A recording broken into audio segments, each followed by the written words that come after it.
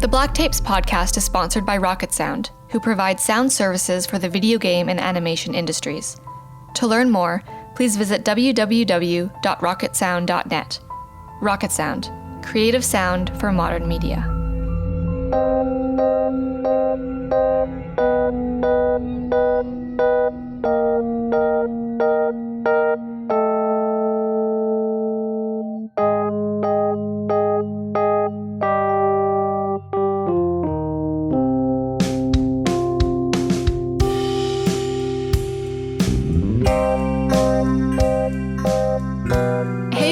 It's Alex.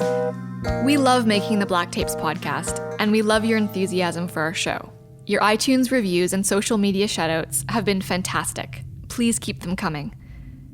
We've noticed that some of you are expressing some slight angst during the 2-week period between episodes of our show.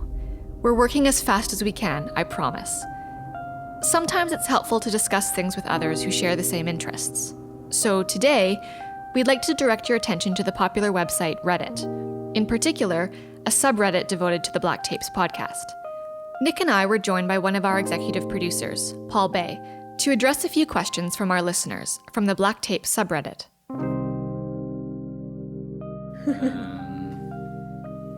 Recording. Hey guys.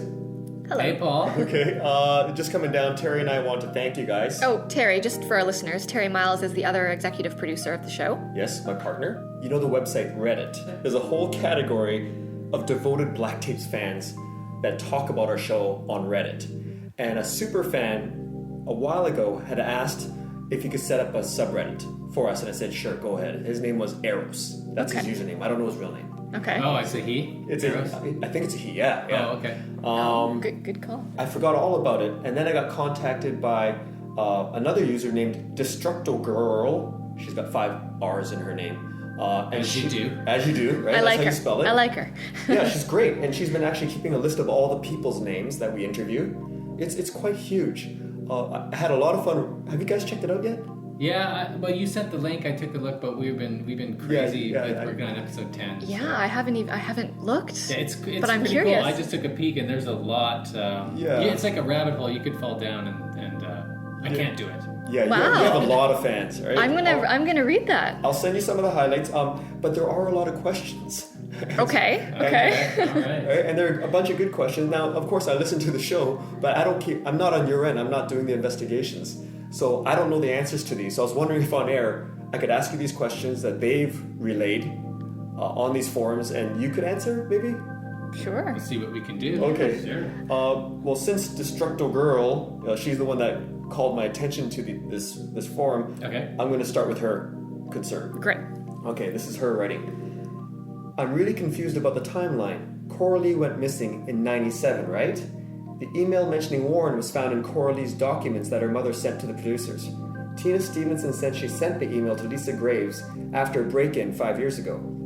How was a printed, faded copy of that email in the documents of a woman that went missing 13 years before it was composed? Is this an oversight in the writing, or is this a part of the plot? That's neither. Yeah, there's no plot or anything going on here. I know that. So what's going on here? It's an oversight. Well, it's actually an oversight from Tina Stevenson. Oh. It was 18 years ago. The Lisa Graves key replacement wasn't related to that break-in. It was related to, but they got new safe deposit boxes. So she was confused? She was confused. In 1997, they replaced their whole wall of safe deposit boxes, and that's when she sent this email. But I guess she thought back to the last time she changed keys, and it was that break-in. We did pick up on that after the episode aired, but it's not like she's an actor and we can go back and ask her to do another take. Right, yeah. So. Okay. Yeah, well, that's a good question, though. That was a good catch, Destructo Girl. Yeah. Yeah, she actually asked a lot of good questions.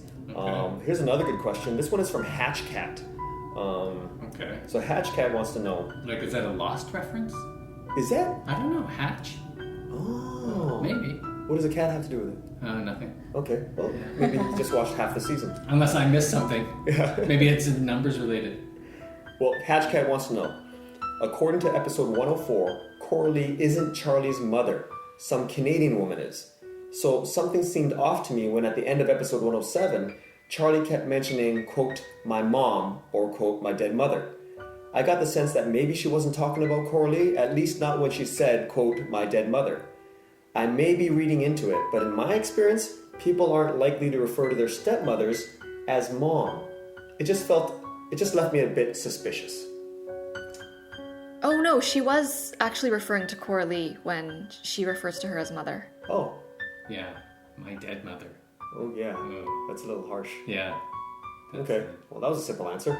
Yeah, I wish there was more to it, but No conspiracy? that's nothing? it. No, she called Coralie mom. Okay, sorry Hatchcat, we thought we could open a hatch to a larger conspiracy. I guess not. No? Okay, this is why I'm not the show host. That's why I'm just I'm going back up to Vancouver. We'll save that for season 2. Okay. We got one last question. Okay. This one's from Evan P. When Alex is first interviewing Trent, he shows her a D.H. Lawrence book, The Man Who Died, which he'd been, quote, reading for an online course. Later, when Strand and Alex are discussing the obscure symbols on Simon's walls, Strand says that Simon must have looked them up on the internet. Quote, they don't have access to the internet, she replies. Ah, yes. Yeah, so how did he find what's going on? Well, that hospital, they do offer online courses. It's not really online the way we think of it. It's an intranet. It's kind of an inter-institution service, and they run. It's like a school. It's basically just like a school. It's run on a network, but they don't have access to the larger web. Okay. Right, so they can't be looking on the internet as we know it. Okay, so it's all pretty... I think there's encyclopedias, maybe, but I don't know. They certainly can't use Google to look up anything scary. Okay, so his online course is just that's the limit of his online experience, what the institution sets up for him. Yeah, he just referred to it as online. I guess, because that's what kids, anytime they're on a computer, they're online. Well, these are all very simple answers to very potentially huge questions. Yeah. Okay. Well, that's it. That's the best questions I could find so far. But I know there's going to be more. Well, now we know where it is. We'll go look. Exactly. Yeah. So I'll send it to you. And do you guys mind if you find enough big questions in the future, use this time to answer these questions for our fans? Yeah. Absolutely. Yeah, they're great questions. I love that people are making sure we've got all our bases covered. It's fun. Yeah, these are fun. That's great. Let's keep them coming. Okay, excellent. But let's not dig too deep. All right, thanks, Nick. Thanks, Alex. Going back up to Vancouver. See you, Paul. Thanks, Paul. On the next Black Tapes podcast. So I'm not sure how familiar you are with this stuff. Assume not at all. Okay, well, Sarang's Abbey is loosely affiliated with the Russian Orthodox Church, a kind of splinter faction of the Order of Saint Benedict. I emailed the abbot asking if I could interview Percival Black. And? If you have lost your way, or you're feeling trapped, I can help you find a better place. A final place to rest. This is a station of devotion, a place of worship. If you are not a traveler here of the same accord, you are trespassing. We are aware of your presence. There's no need to disguise yourself. You may come forward. Reveal yourself.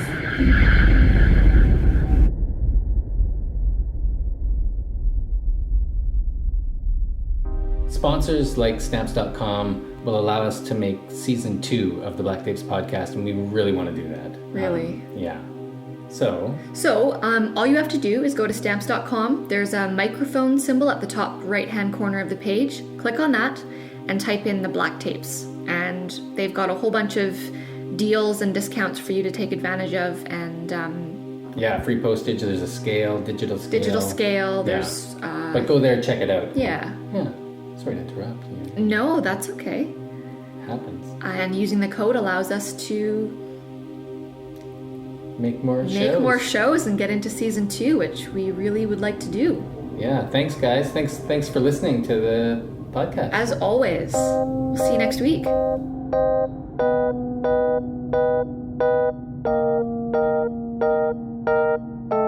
Thank you so much for listening to the Black Tapes podcast.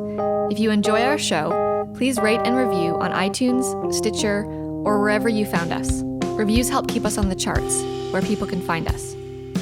Also, if you believe you've experienced a paranormal event or have a ghost story of your own to tell us, please contact Dr. Strand at strandinstitute.com. We'll be responding to the best submissions in an upcoming teaser episode.